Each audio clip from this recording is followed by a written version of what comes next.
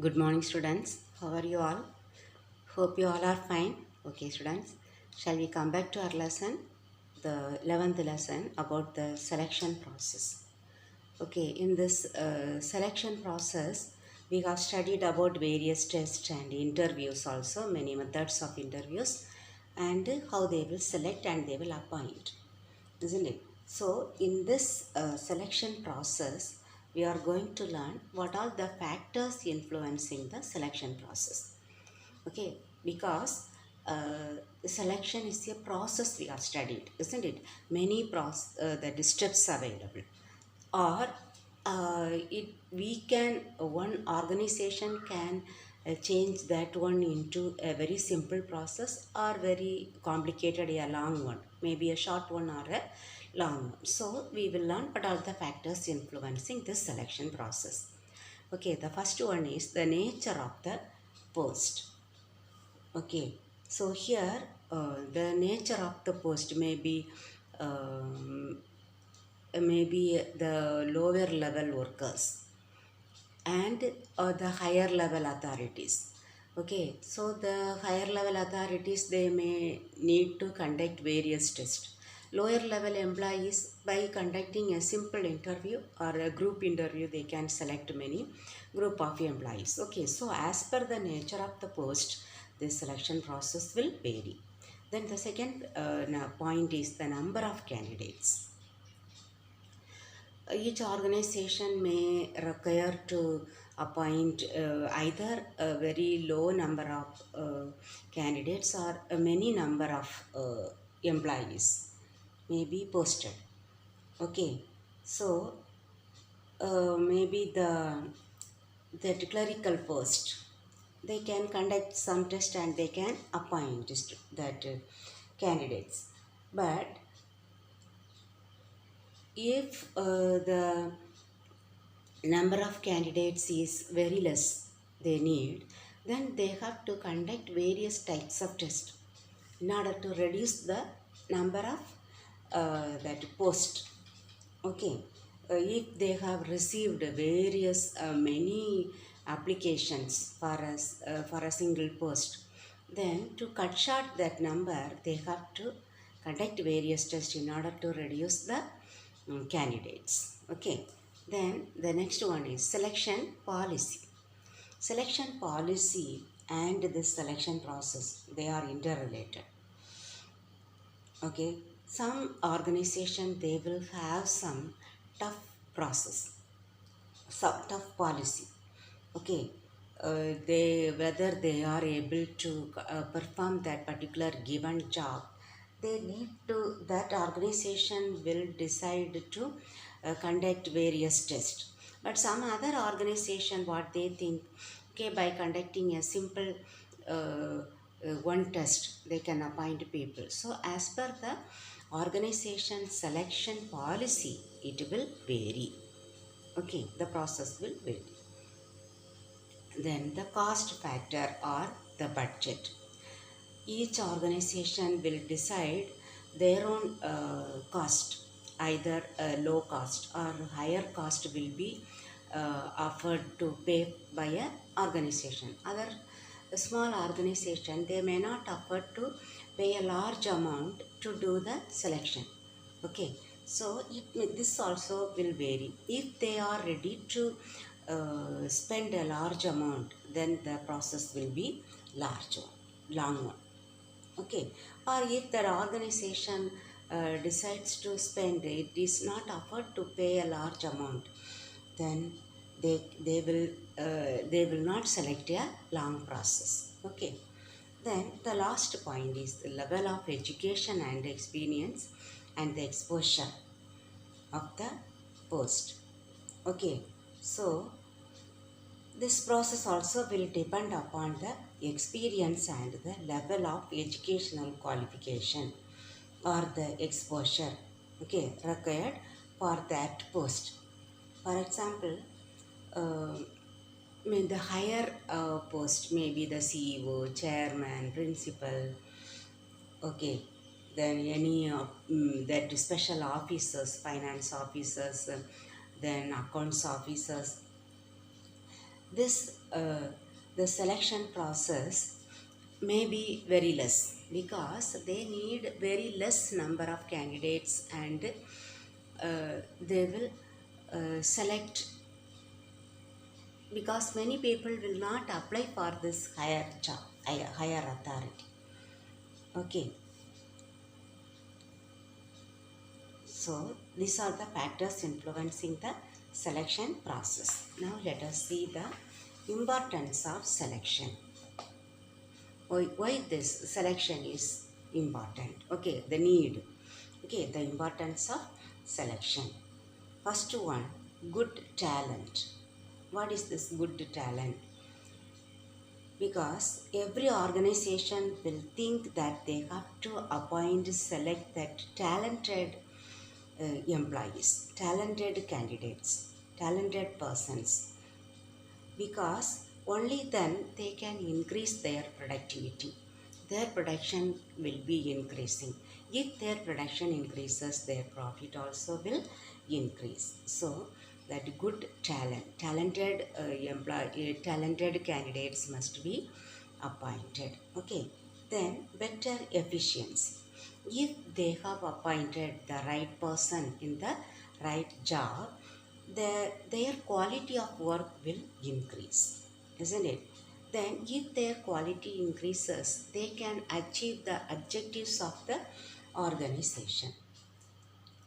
And at the same time, the efficiency of the organization as well as the employees will increase. It will be better. Okay, that's a better efficiency. Then reduce the cost of training and development.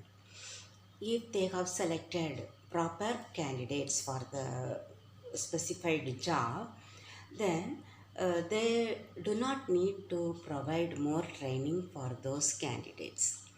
Okay, so the cost of training and any development programs for them, that will get reduced. Okay, then without any training and development program or any workshop program, they can carry on their work. Within a short period of time, they will be able to achieve their efficiency. Okay, so the cost of training and development program will be very less, but instead they will perform the work very efficiently. Okay, the fourth point is reduce the turnover. What is this turnover? Labor turnover. That means the leaving of the employees from the organization, that will get reduced. Because if they are efficient, they will do the they will perform well, and the organization do not need to that terminate that person, because they do efficiently, and they too will not think of leaving the organization. So automatically it will reduce the turnover, labor turnover, because the organization also do not need to spend time and money or energy in order to recruit new employees. Okay, then job motivation. If the person is appointed, if a person is appointed for the right job, they are self motivated, they will work because they are appointed in the right job. So they are tempted, they are motivated to work efficiently and effectively. Okay, they think that their skills are employed in a proper place. So they will contribute more for the organization. Then other benefits, we have some other benefits also, because if the right person is employed in the right job, they know everything how to do, and what time they have to complete the work, how much quantum of work they have to complete, everything is known by them, and they perform correctly. Okay, so what is happening? There may not be any wastages in their work. They perform efficiently and effectively. Any accidents may not take place.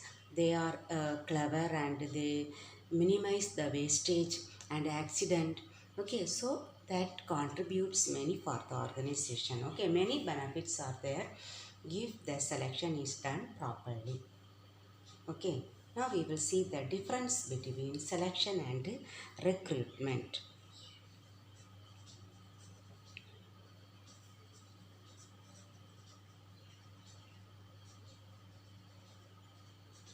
Okay, what is selection and recruitment? Recruitment is done first. Okay, selection is done afterwards, isn't it? So, what is recruitment? We know it is one activity. They are searching the candidates. Okay, searching candidates and encourage them to apply for the job. Okay, that is the main thing. They will apply for the job. Here it is a process of selecting the suitable candidates for the job. Here they are asking them to apply. Here selecting the best candidate for the job. Okay. Here then the approach. What approach? Recruitment is a positive approach. They are asking them to apply. But we can say that it is a negative approach because some candidates will be selected, some will be removed, rejected. Okay. Then what is their main objective? Main objective is to encourage them, inviting the candidates to apply for the job. Okay, inviting the candidates to apply for the job. But here it is, they will select the most eligible candidate and they will reject the other candidates. Okay, that is their main objective. Then the sequence, the order. This is the first one, this is the second one. Okay, then the method is very, that means economical method. They do not need to spend anything. Okay, only putting advertisement in the newspaper, that's all. It is economical, but it is expensive one, because to conduct various tests, then interview, they have to spend a lot. Okay, then any contractual relation. Here no contractual relation is established. Okay, but here there is contractual relation. Yes, contractual relation between whom? Between the employer and the employee. Okay, then the process. What type of process? We know it is very simple process. Simply asking, putting in the advertising in a magazine. Okay, they will apply for the job. That is very simple process. It is little complex and complicated process. It is also a process only. The both here simple process, it is a complicated process. Then time required. Here we need less time. Okay, they are asking the inviting, identifying the vacancies, advertising them. So the time process is very less.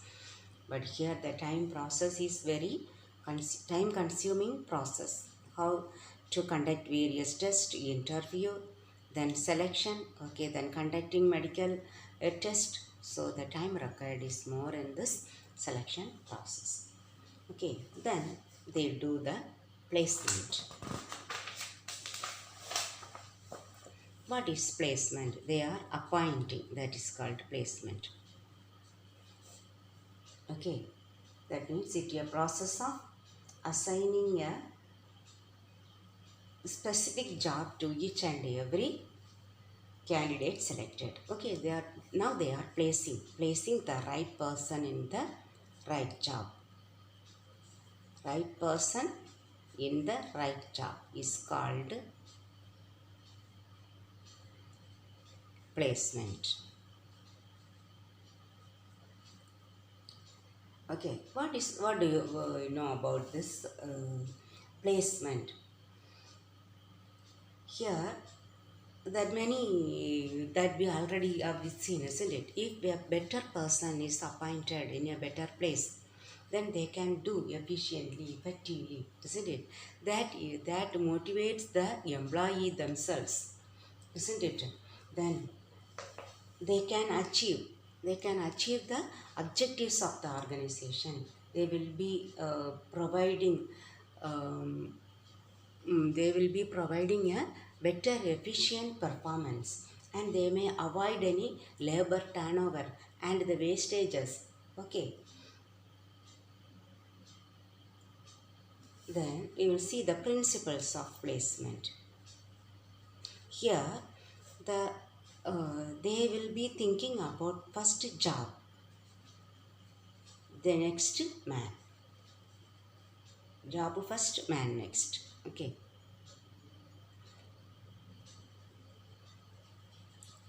Job first, man next. They will be thinking of the job. For that job, which man is suitable. Okay, they will be thinking of, as per the job only, the person will be selected and placed. Okay. Then the terms and condition. All the terms and conditions will be explained to the candidates, how they have to work. Okay, then if they do not work, they have to pay some penalties. That also should be informed to the candidates. Okay, then they have to work loyally. Then loyalty and cooperation. Loyalty means honesty, and every person should work together. Only then they could achieve the objective of the organization. Okay, so we have completed that the whole lesson. Okay, now I will next I will teach the third lesson for you. Okay, MBE and MBO, a management by objective and management by exception. Okay, that lesson I will teach you next. Thank you, students.